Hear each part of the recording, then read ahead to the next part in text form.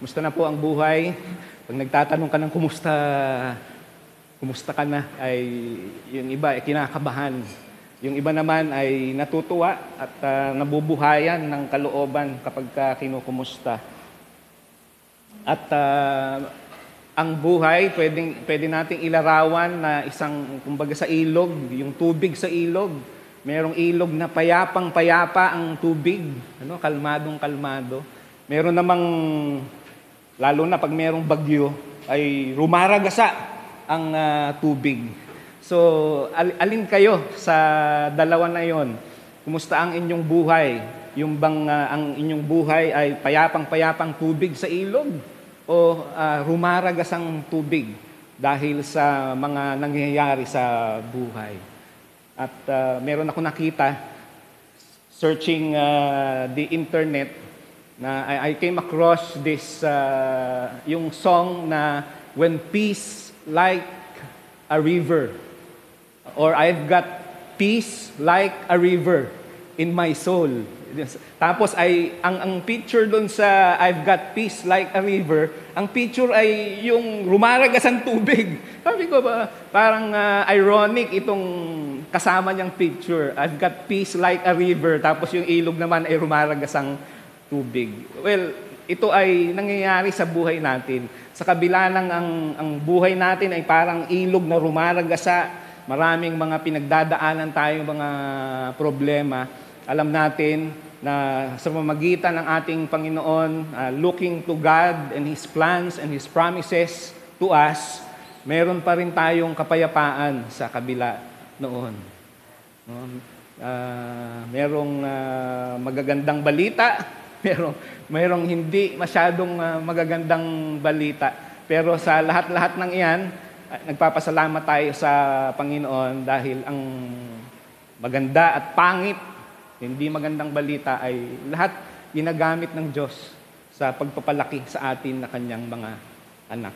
And sabi sa 1 Peter 4:12-13, mga minamahal, huwag ninyong pagtakhan at ituring na di pangkaraniwan ang mabibigat na pagsubok na inyong dinaranas. Sa halip, magalak kayo sa inyong pakikihati sa mga hirap ni Kristo at magiging lubos ang inyong kagalakan kapag nahayag ang kanyang kadakilaan.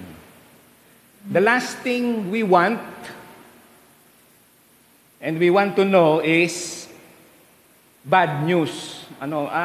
Ayaw natin makakarinig, of course, ng bad news. Kaya hindi rin maganda at kung maiiwasan lang din na tayo maging bearer of bad news, ay gagawin natin. Ayaw natin na tayo yung magbe-break ng bad news. And as much as possible, we don't want to tell others about the bad news. Ano yung pwede natin gawin sa bad news? Pwedeng itago, ibaon at kalimutan. Wag nang pag-usapan ang tungkol dito. Pwede rin namang sabihin natin, i-share natin sa iba. Pero alam nyo ba, either way, itago nyo man, ibaon nyo man sa limot yung bad news, o kaya sabihin nyo sa iba yung bad news, either way, pwedeng maging maganda ang resulta, pwede rin hindi maganda ang maging resulta nito. No? When you tell others about the bad news, or if you keep it a secret, bad can turn to worse. Pero if we look at the brighter side of life, yung mga bad news ay pwedeng maging good. So, kaya nga ang ating pag-aaral ngayon, binigyan natin ng ganyang pamagat, when bad news is good. Aming Panginoon, muli humihingi kami ng karunungan sa inyo. Mangusap nga po kayo sa amin, aming Panginoon, sa pamagitan ng inyong makapangyarihang salita na siyang bumabago sa amin. Patuloy na magsalita po kayo sa pamagitan ng makapangyarihang salita ninyo na aming pinagbubulay-bulayan at turuan kami. Salamat po aming Panginoon at sa buong araw na ito at sa mga darating pang panahon, ang aming pag-asa na sa likod ng lahat ng nangyayari sa aming buhay ay ang inyong dakilang plano ng pagliligtas sa amin na sa inyo ay nananalig. Purihin ka aming Panginoon. Amen. Nung nilikha ng Diyos ang sanlibutan, ang cosmos, ang universe, kasama ang daigdig, ay inilagay ang tao sa Garden of Eden. At binilinan ang tao na pwedeng kumain ng lahat ng bunga na nandoon sa halamanan ng Eden, maliban doon sa isang bunga ng punong kahoy ng pagkaalam ng mabuti at masama. And we know the bad news. Sumuway ang tao sa utos ng Diyos. Ang good news, nung nagtahi-tahi ng dahon para takpan ang kahubaran ni Eva at saka ni Adan after na sila'y sumuway sa Diyos, ay binihisan sila ng Diyos ng balat ng hayop. Na naglalarawan in the future ng hayop na papatayin, may dugo ng hayop, at yung paghahandog ng hayop na yon later will be developed into yung konsepto na ang ating Panginoong Jesus ang kordero na inihandog na mag-aalis ng kasalanan natin, ng tao. So, ang bad news, sumuway ang tao. Ang good news, nandun agad ang Panginoon. At yung binihisan sila ng balat ng hayop. Ang bad news ulit, sila ay pinalabas doon sa Garden of Eden. Ang Garden of Eden ay yung lugar na kung saan ay nakakausap nila, nakakapiling nila ang Panginoon. Yung presence ng Diyos ay naroroon. Pero dahil sa pagsuway, sila ay itinaboy palabas doon sa Garden of Eden. Later, we will learn in history na itong Garden of Eden ay naglalarawan ng lugar na kung saan ay nakakaisa, nakakasama, nakakapiling, nakakausap, na-experience ang Diyos. So, that's bad news nung pinalabas sila doon sa Garden of Eden. And sa Genesis 3:14, sinabi ng Panginoong Diyos sa ahas, sapagkat ginawa mo ito ay sumpain ka ng higit sa lahat ng hayop at ng higit sa bawat ganid sa parang. Ang iyong tiyan ang ilalakad mo at alabok ang iyong kakanin sa lahat ng mga araw na iyong buhay. Verse 15, at papag-alitin ko ikaw at ang babae at ang iyong binhi at ang kanyang binhi. Ito ang dudurog ng iyong ulo at ikaw ang dudurog ng kanyang sakong. So ito yung kauna-unahang ebanghelyo na sinabi sa Bible, sa Scripture, sa Old Testament. Anong sabi? Papagalitin, ibig sabihin, paglalabanin ko ikaw at ang babae, ang iyong binhi. Talking to the serpent, dun sa ahas, kausap niya yung ahas, sabi gano'n, ang yung binhi mo ahas, at ang binhi ng babae, ay paglalabanin. Ito ang dudurog ng iyong ulo. Yung binhi ng babae, usually, ang pag pinag-usapan yung binhi, ito ay lalaki ang ginagamit para ilarawan na yung binhi. Pero in this instance, binhi ng babae ang tinukoy, na alam natin later, reading the scripture, na hindi ito tumutukoy sa binhi ng lalaki, kung hindi ito'y tumutukoy doon sa ating Panginoong Jesus na binhi ni Mary. Okay. At ang sabi, ito ang dudurog ng ulo mo, ahas. At ikaw ang dudurog ng kanyang sakong. So anong good news? Yung binhi ng babae, later ay tumutukoy sa ating Panginoong Jesus, ang siyang dudurog sa ulo ng ahas. Makatawan sa dyablo. At yung sakong naman daw ay tutuklawin o dudurugin ng ahas. That's bad news. But the good news is, dudurugin ng ating Panginoong Jesus ang ulo ng ahas. Good news, in their nakedness, sinabi natin kanina, sila'y dinamitan ng ating Panginoon. Bad news, sila'y pinalabas sa Garden of Eden. Fast forward sa time ni Abraham. Si Abraham ay pinangakuan ng Diyos na siya'y magiging ama ng maraming bansa. Fast forward pa tayo sa time ni Moses. Si Moses ay inutusan na gumawa ng tabernacle. Later, malalaman natin na yung tabernacle ay ginawang model para sa temple. Sapagkat ang tabernacle ay portable. So, may portable na doon. Kung ngayon may mga portable radio, portable TV, mga portable mga sound system, noon naman ay mayroong portable temple sa katangian o sa structure ng tabernacle. At iniutos kay Moses na gumawa ng tabernacle, itong portable temple nga na ito. And later ay nagtayo ng temple. Pero of course, itong temple na ito ay nawasak. Mga 528 BC, kung di ako nagkakamali. At ito ay ni-rebuild. So yung nagkaroon ng second temple. At itong second temple naman na ito ay nawasak din, nasira din noong AD 70.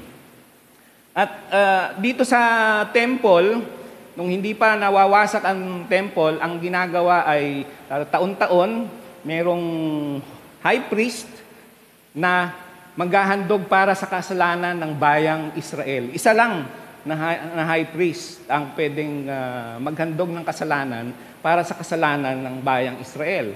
At kung i-imagine natin yung temple, may 3 parts. Yung part para sa mga mamamayan, mayroong lugar na banal. Tapos ay mayroong kurtina. Imagine ninyo na mayroong kurtinang makapal dito. At sa loob ay yung tinatawag na dakong kabanal-banalan. Fast forward tayo to the time of Jesus and the apostles. John 2:13-21. Malapit ng Pasko ng mga Hudyo. Kaya't pumunta si Jesus sa Jerusalem. Nakita niya sa templo ang mga nagbibili ng mga baka, mga tupa, at mga kalapati, at ang mga namamalit ng salapi. So, nung ang Panginoong Jesus ay pumunta doon sa templo, nakita niya yung mga negosyante. Nagbibili ng mga baka kasi yung mga baka po kasi inihahandog doon sa templo. May mga tupa, kalapati, inihahandog din yung sa templo. At may mga money changers doon. Anong ginawa ng ating Panginoong Jesus? Verse 15, ang chapter 2 ng John. Gumawa siya ng isang panghagupit na lubid at ipinagtabuyang palabas ang mga mangangalakal, pati mga baka at tupa. Isinabog niyang salapi ng mga namamalit at pinagtataob ang kanilang mga hapag. Ang ginawa ng ating Panginoong Jesus, gumawa siya ng panghampas at pinagtataboy niya yung mga paninda ng mga baka, tupa, mga kalapati, tsaka yung mga nagpapalit ng pera. Sinabi niya sa mga nagbibili ng kalapati, alisin ninyo rito ang mga iyan. Huwag ninyong gawing palengke ang bahay ng aking Ama. Naalala ng kanyang mga alagad na sinasabi sa kasulatan, ang aking malasakit sa iyong bahay ay parang apoy na nag-aalab sa puso ko. Dahil dito'y tinanong siya ng mga Hudyo, anong tanda ang maibibigay mo upang patunayang may karapatan kang gawin ito? Tumugon si Jesus, gibain ninyo ang templong ito at muli kong itatayo sa loob ng 3 araw. So hinahanapan siya ng mga Hudyo, anong sign ang maipapakita mo para ma-authenticate, mapatunayan na meron ka nga authority na gawin yan? Ang sabi ni Jesus Christ, gibain ninyo ang templong ito at muli kong itatayo sa loob ng 3 araw. Sinabi ng mga Hudyo, 46 na taon na ginawa ang templong ito, 46 years.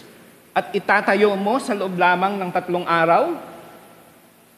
Ngunit ang templong tinutukoy ni Jesus ay ang kanyang katawan. So, kumbaga, ang iniisip ng mga Hudyo ay yung physical structure na temple, pero ang tinutukoy ng ating Panginoong Jesus na templo ay ang kanyang katawan. Okay? So, sa kabila, nung unang panahon ay may mga bad news. Ito naman ang good news. Nung dumating ang ating Panginoong Jesus at china-challenge siya nitong mga Hudyo na 46 years nga ang ginamit para maipatayo itong templo na ito. Tapos sinasabi mo, pag gibain, itatayo mo ng 3 araw. At ang tinutukoy nga niya ay ang kanyang katawan. Bad news, later noon, Jesus was arrested. Siya ay hinagupit, pinahirapan, siya ay ipinako sa krus, at siya ay namatay. At alam natin, hindi siya nanatili sa kamatayan. Kung hindi, ang good news, siya ay muling nabuhay. At nung siya ay namatay, alam ba ninyo yung nangyari?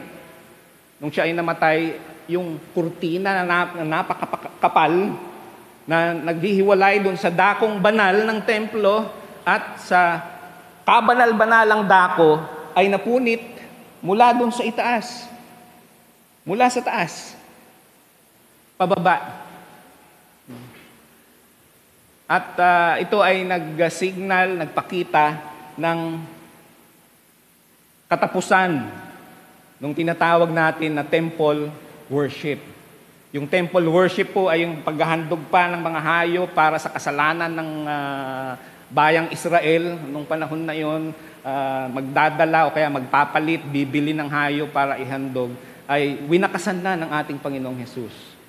At yung mismong templo ay nung nagkaroon ng lindol ay nagiba.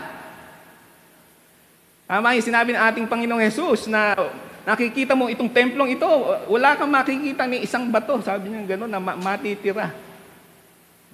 Na naglalarawan sa pagkawasak talaga noong templo. At ang templo nga ay winakasan na, yung temple worship ng ating Panginoong Hesus. Good news yun para sa bayang Israel, pero of course yung iba hindi naman iniisip na yun ay good news. Iniisip dun sa mga nahihirapan na sa ganong sistema ng paghahandog para kasalanan, that is good news. Pero para dun sa mga relihiyoso na ang gusto at iniisip ay yung kaligtasan nila sa paggawa ng mga seremonya na ganoon, hindi yun good news.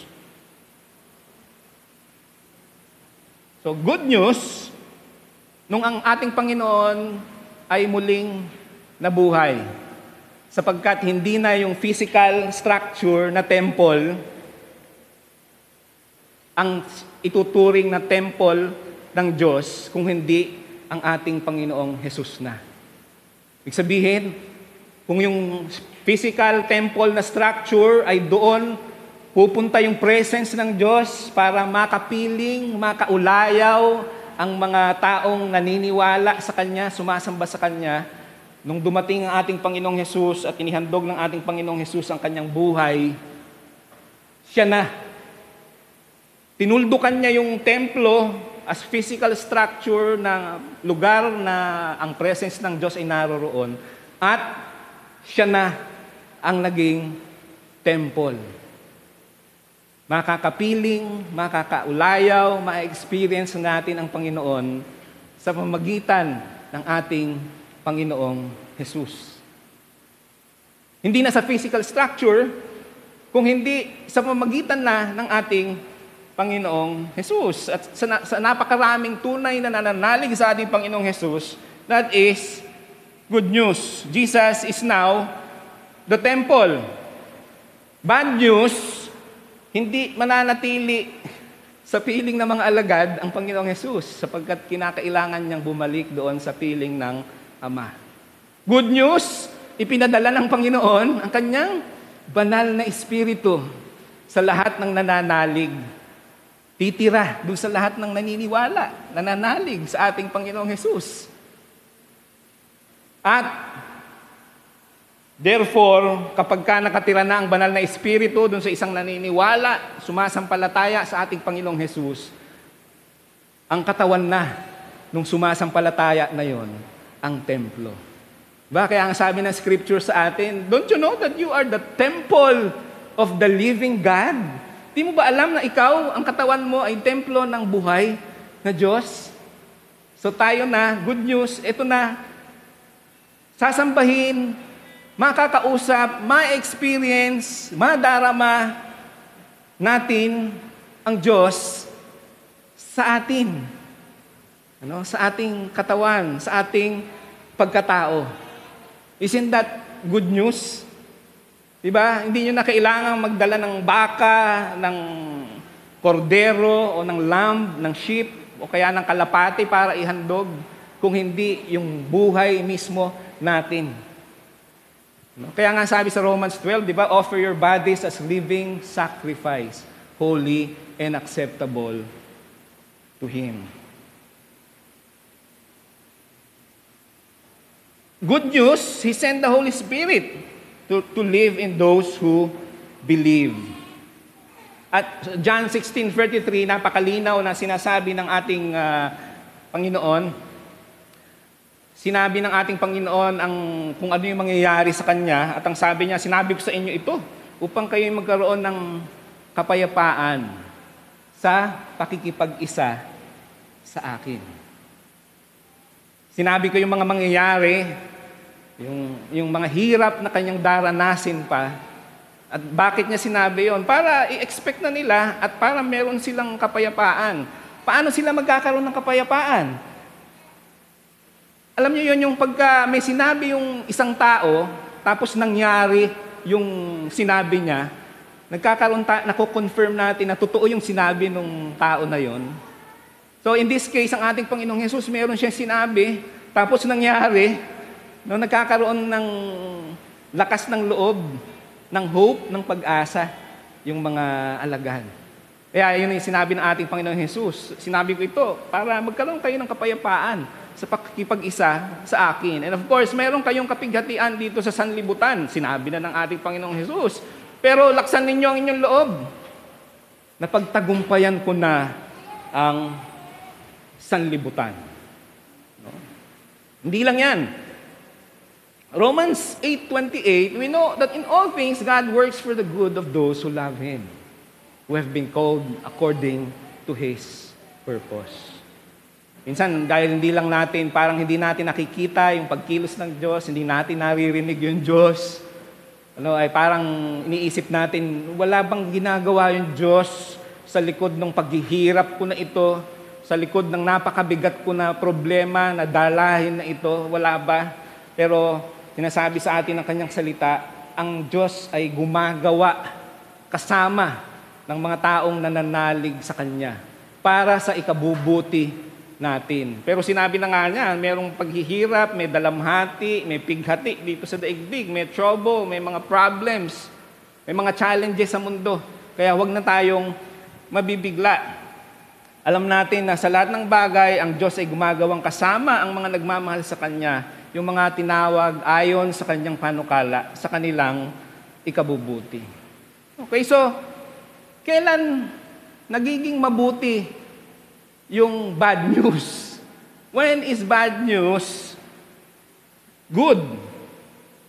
Or exactly, when is bad news good for us?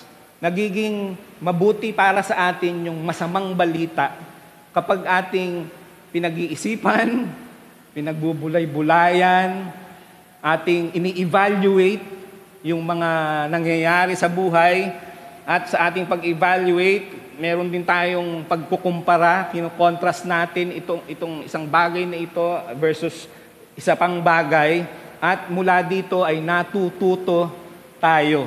At higit sa lahat, tayo ay nagkakaroon ng buhay na pag-asa. Nagkakaroon tayo ng pag-asa. In the first place, nung lumang panahon ay itinaboy doon sa presence ng Diyos from the Garden of Eden, ang unang tao, si Eva at saka si Adan. Pero ang Diyos ay may plano na baguhin lahat ito. Kaya nga ibinalita na ang ahas ay dudurugin ang ulo ng ating Panginoong Hesus. Bagamat dudurugin ng ahas ang sakong ating Panginoong Hesus, ay dudurugin naman ng Panginoong Hesus ang ulo ng ahas. At ito'y nangyari nga.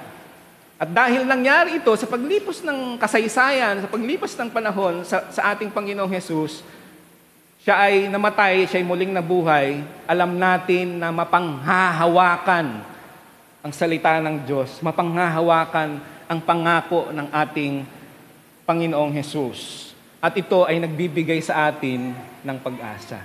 So bagamat ang daming mga bad news na natanggap tayo, nalalaman tayo, meron tayong pag-asa. Dahil alam natin na natutupad ang salita, natutupad ang pangako ng ating Panginoong Jesus. At dahil dito, dapat yung pag-asa na yon, kung paanong kailangan natin yung oxygen sa buhay natin, dapat ay ganun natin patuloy na kailanganin yung pag-asa. Sabihin nyo nga, pag-asa. Hindi ito yung weather, Philippine Astronomical, Geological, Astronomical, kundi yung hope, buhay na pag-asa. Alam nyo, pagka ang tao'y nawalan na ng pag-asa, parang inalisan mo na rin siya ng buhay. Kaya dapat laging meron tayong pag-asa. Sabihin mo sa katabi mo, may pag-asa. Kahit ang daming bad news sa paligid, may pag-asa dahil totoo yung sinabi ng ating Panginoong Jesus. Kaya ang hamon sa atin, patuloy lang tayo. Sabi nga sa Hebrews 10:19-20, kaya nga mga kapatid, tayo'y malaya nang makapapasok sa dakong kabanal-banalan dahil sa kamatayan ni Jesus. Binuksan niya para sa atin ang isang bago at buhay na daang naglagos hanggang sa kabila ng tabing. Alalaong bagay ang kanyang katawan. So, sabi, dear brothers and sisters, we can boldly enter heaven's most holy place because of the blood of Jesus. By His death, Jesus opened a new life-giving way through the curtain in the most holy place. Let us go right into the presence of God with sincere hearts, fully trusting Him, for our guilty consciences have been sprinkled with Christ's blood to make us clean, and our bodies have been washed with pure water. Kaya ang gagawin natin ngayon, tayo ay lumapit sa Diyos. Meron na tayong kalayaan. Kung noon yung isang chief priest lang ang pwedeng pumasok sa dakong kabanal-banalan, tapos ay ang ginagawa, kung totoo yung tradition, tinatalian pa nila, merong string silang itinatali doon sa priest, kasi pag meron silang mali doon sa protocol, pwedeng mamatay na lang bigla yung chief priest. Kaya may kalembang din silang itinatali doon sa chief priest, baka bigla na bumulag tayo yung chief priest. Pero dahil nga sa kamatayan ng ating Panginoong Jesus, sa paghandog ng kanyang buhay, yung tabing na yon, yung lugar na yon, ay pwede na nating ma-access sa mamagitan ng ating Panginoong Jesus. Kaya ang gagawin natin, sabing ganun, ay lumapit tayo sa Panginoon. Diretso na tayo sa ating Panginoong Jesus. Di na natin kailangan ng chief priest na ating representative para sa paghingi natin ng tawad sa ating mga kasalanan. Lumapit tayo sa Diyos na may tapat na kalooban at matibay na pananalig sa Kanya. Lumapit tayong may malinis na budhi sapagkat nalinis ng ating mga puso at nahugasan na ng dalisay na tubig ang ating mga katawan. Magpakatatag tayo sa ating pag-asa at huwag mag-alinlangan sapagkat tapat ang nangako sa atin. Sikapin nating mapukaw ang damdamin ng bawat isa sa pag-ibig sa kapwa at sa paggawa ng mabuti. At huwag kaligtaan, lagi na inuulit-ulit ito, huwag kaligtaan ang pagdalo sa ating mga pagtitipon, gaya ng ginawa ng ilan, kundi palakasin ang loob ng isa't isa, lalo na ngayong nakikita nating nalalapit na ang pagdating ng Panginoon. Mga kapatid, ang bad news ay mabuti para sa atin. Unang-una, nakikita natin when we receive bad news, bad things are happening around us, sinabi naman na ng ating Panginoong Jesus. Ibig sabihin, totoo yung sinabi ng ating Panginoong Jesus, na may dalamhati, may hirap, may problema pala dito sa daigdig. Pero paniwalaan din natin yung sinabi niya na napagtagumpayan na niya ang sanlibutan. At ang kanyang pangako na sino mang manalig sa kanya ay muling mabubuhay at makakapiling niya. Saan man siya pumaroon, ay doroon din tayo. O mga kapatid, patuloy tayong palakasin ng mga katotohanan na ito. Yung mga bad news na nangyayari, naririnig natin, na-experience natin, magiging good lang ito if we reflect on it, when we evaluate, at matuto tayo dun sa mga bad news na yon, at the same time, maging matibay yung pag-asa natin sa ating Panginoong Hesukristo.